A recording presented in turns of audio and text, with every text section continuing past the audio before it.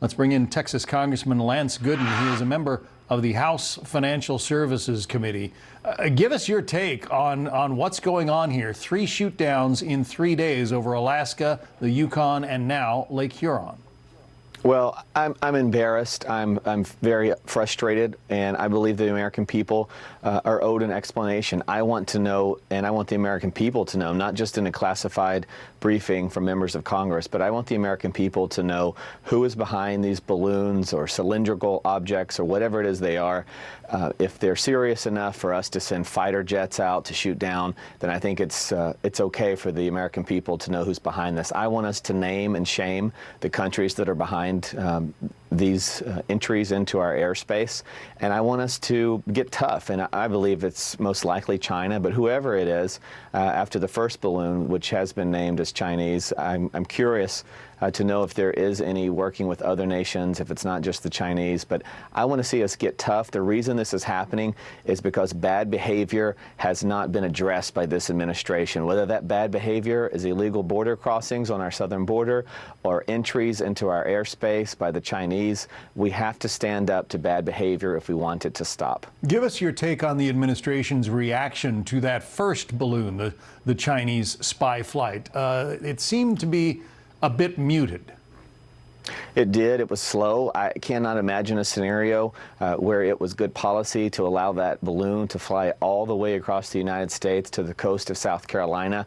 Of course, now they're saying how brilliant they were, that they were able to learn so much, and that's why they were so successful with these recent balloon takedowns in the last few days.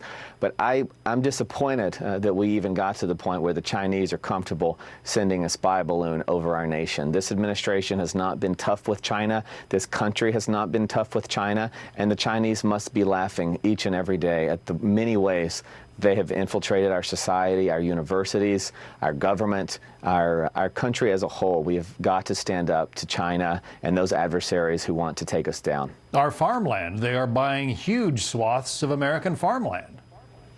It seems to be unending. The Chinese are very determined. They do not operate by the same set of rules we do. They're plowing across Africa, bribing governments. They're taking over the African continent. They're doing it anywhere they can. They're having to go to a bit more trouble here in the United States, but they are slowly but surely being very, very successful in taking over farmland here, buying up the real estate, investing in our universities where our current president's documents are stored.